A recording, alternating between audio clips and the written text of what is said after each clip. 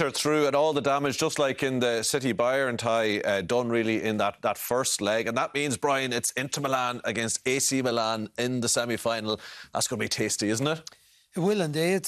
Tommy, neither of them doing very well in the league. Inter have lost 11 league games this season. Been struggling for goals lately. One win in the last 8 games. That's one win in 9 now. Yeah, I know, but doesn't matter. It's amazing form. Yeah. But yet they've been good in this competition. Bayern beat them in the group stages, beat them in both matches. Other than that, Richard explained earlier, they beat Barca and they drew with Barca. But they seem to be hitting a bit of form in this competition. They look very competent over the 2 legs. I thought the Marco and Dumfries were great in the first match particularly, which I watched the full game. Tonight, just in the bits and pieces, we saw the Marco involved in the goals again. Richard picked out Barella before the match tonight. Got a great goal to more or less wrap the tie up.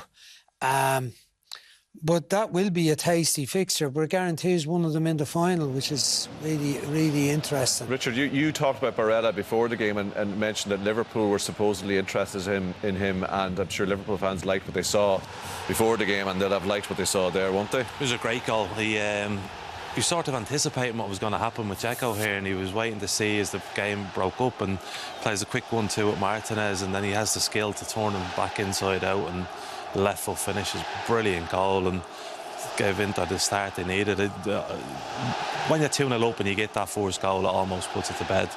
It was a brilliant goal to score. Without wanting to make it about Liverpool when there's Inter Milan player getting them into a Champions League semi-final, but does he look like the type of player who could come and do a job in the Premier League?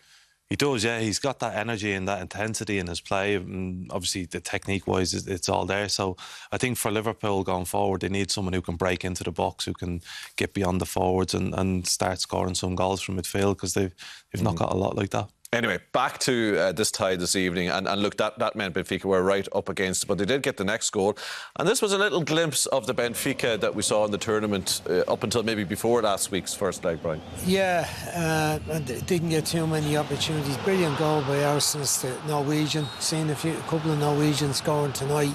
He's been very good as part of that unit, the front 4. Good ball in from the wide position from Rafa Silva.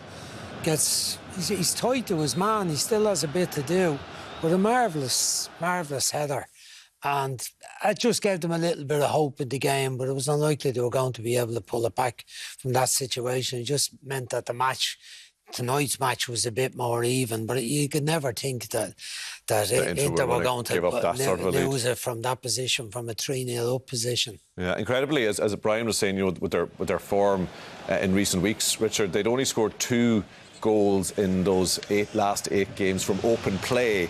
But they've got 3 from open play this evening, and 3 fine goals as well. Here's the second and the third. Very good. DeMarco was involved in both of them, and just really good free play. You know, like they don't seem any stressed. They just seemed like they were enjoying themselves going forward. Martinez putting himself in a position to receive an easy tap in, but I think it's all about DeMarco and Mkhitaryan down that wing, and then this one again, just a simple pass in, and then from there, Joaquin Carrera, everything he does is perfect. This is great, isn't it? Centre half allows him to turn, which is a mistake, but from a striker's point of view, just sets it out outside the post and allows it to come back in, and yeah, dreamland for them. You could see, Brian, the Benfica heads going down when that ball rattled in off the post and went into the back of the net. They did rouse themselves for a bit of a late hurrah. A couple of goals late on and made the night look respectable. They ended up with 3-3. But, you know, from Benfica's point of view, they've had a fabulous season up until recently. That breaks the run of 3 defeats they've had recently. And they've got to concentrate now on winning the league so that they don't have to win at the playoff stages or whatever in the Champions League, that they'll get straight into the group stages as champions if they can do that. They're just 4 ahead of Porto, but they showed a bit of something late on to stick at it when their morale must have been badly hit at that stage when they were so far behind at 5. Yeah, because they would have had decent hopes coming into this tie, wouldn't they? Well, they would before the first leg. But losing 2-0 at home was a massive blow to them. And if you look, final thought to you, Richard, at that Inter team, and look, we've just watched the Man City team with all their stars and their brilliantly accomplished in their formations and Guardiola's tactical variations.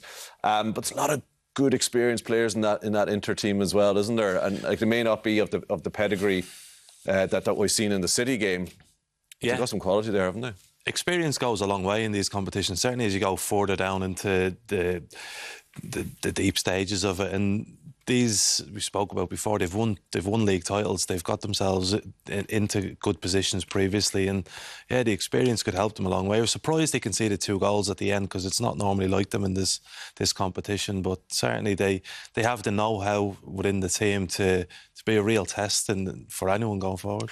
As they're going to say, it's going to be some crack in Milan over the next few weeks. I'd say we're going to be following all that in due course.